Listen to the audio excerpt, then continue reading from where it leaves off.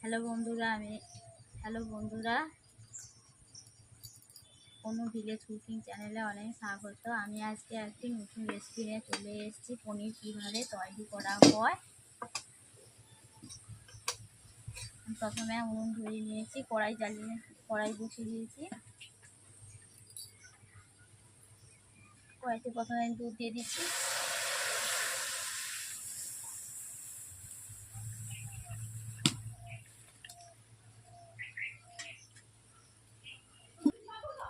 আমাদের বাড়িরই দুধ, প্রায় 1.5 লিটারের মতো দুধ নিয়েছি। 5 মিনিট আমি ওতে জাল দিয়ে দেবো। দুধটাকে ফুটিয়ে নেব।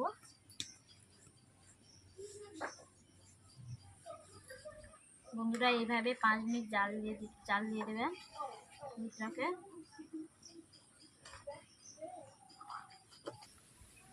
5 চামচ দিয়ে দিচ্ছি গুঁড়ো দুধটা।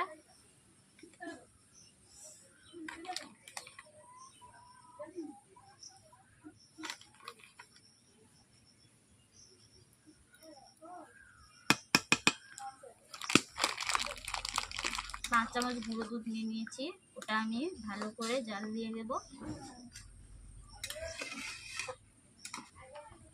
লিকুইড দুধ নিয়েছি আর গুঁড়ো দুধ নিয়েছি, দুটোই একসঙ্গে আমি মিক্সিং করে নিয়েছি, দিয়ে জাল দিয়ে দিচ্ছি।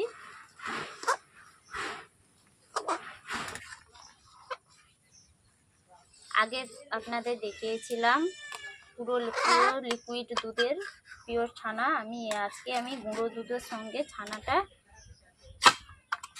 লিকুইড দুধ আর গুঁড়ো দুধ একসঙ্গে মিক্সিং করে আমি ছানা কেটে নিচ্ছি। ওতে বেশি ছানা পড়ে, আগে পুরো দুধে ছানা বেশি পড়ে না, আজকে একটু বেশি ছানা পড়বে গুঁড়ো দুধ মিশিয়ে দিলে।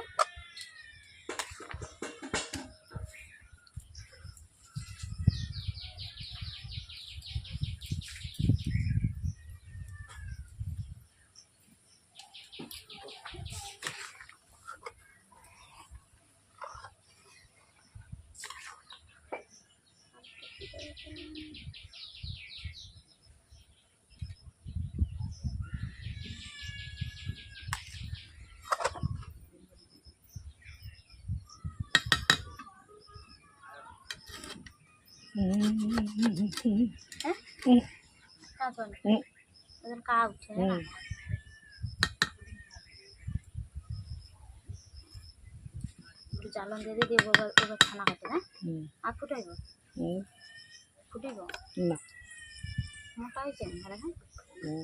হ্যাঁ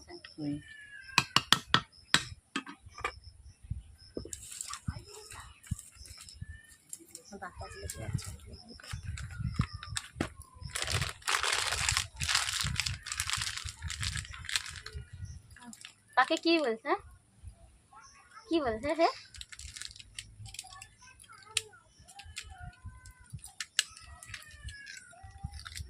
ও মা গো, কদা রাখাই আছে বাড়ি, কদা আর জব বোতল।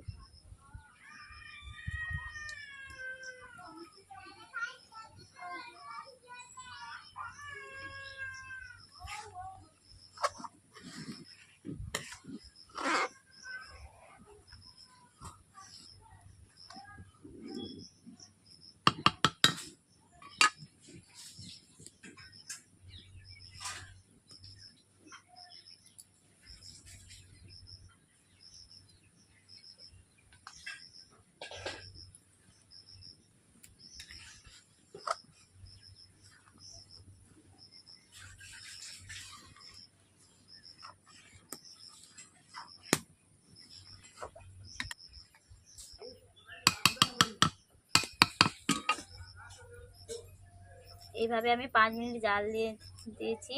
এরপর দুধটা ফুটলে আমি ওদের মধ্যে আগে থেকে লেবু চিপড়ে রেখেছিলাম, লেবু কেটে দিয়ে দেব।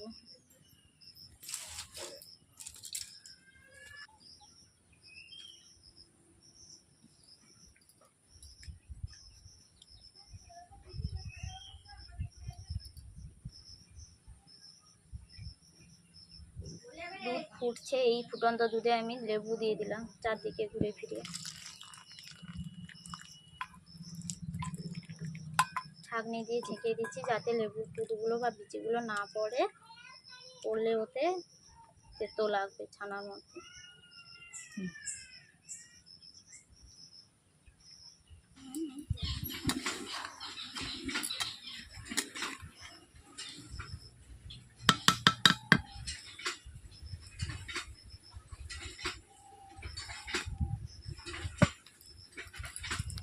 বন্ধুরা আমি লেবুর রস দিয়ে দিয়েছি, দেখতেই পেয়েছেন বন্ধুরা কীভাবে আমার দুধের মধ্যে ছানা কেটে যাচ্ছে।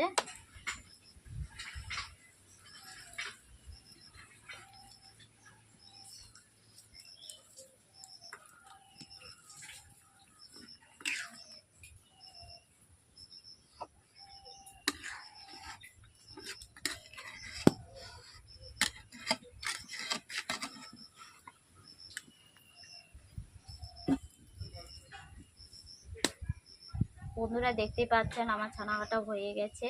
এরপর আমি কড়াই থেকে ঢেলে দেবো।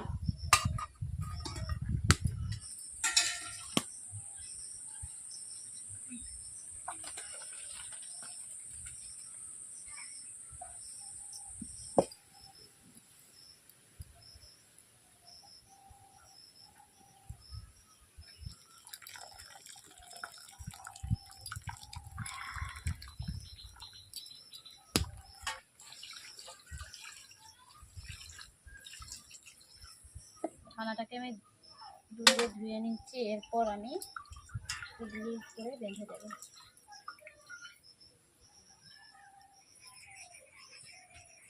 জলটাকে ভালোভাবে নিগড়িয়ে নিয়েছি, দেখতেই পাচ্ছেন বন্ধুরা আমি কীভাবে ছানা কাটলাম। ছানা থেকে পনির বানাবো।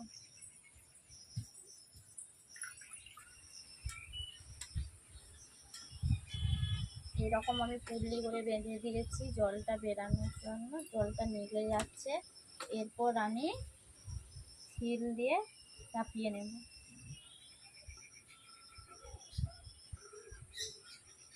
আমি 1 ঘন্টা মতো এই পনিরটাকে শিলের মধ্যে চাপিয়ে দেবো, দুটো শিল দিয়ে চাপিয়ে দেবো।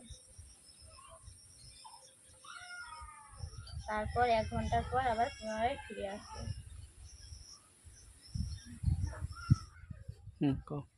হ্যালো বন্ধুরা, আমি 1 ঘন্টার পর পুনরায় ফিরে চলে এসেছি। আমার পনিরগুলো দেখতে পাচ্ছেন কেমনভাবে বানিয়েছি। ছানা থেকে পনির হয়েছে। পনিরগুলোকে আমি শিলের দুটো শিল নিয়ে আমি চাপিয়েছিলাম। দেখতেই পাচ্ছেন পনিরটা কত গোল হয়েছে।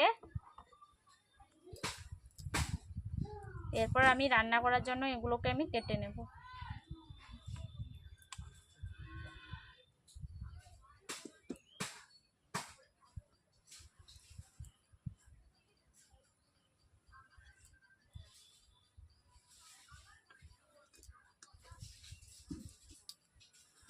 দেখতেই পাচ্ছেন বন্ধুরা আমি কিভাবে কেটে নিচ্ছি।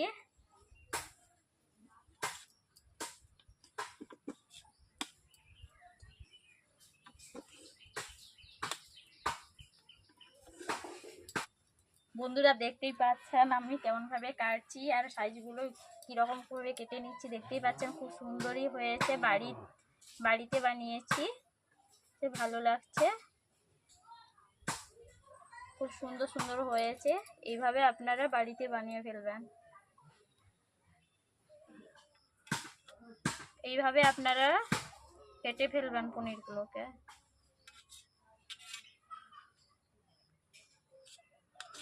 এইভাবে ছোট ছোট করে পিস কেটে নিচ্ছি যাতে বেশি করে খাওয়া যায়। বড় হলে অল্প সময়ের মধ্যেই খাওয়া হয়ে যাবে।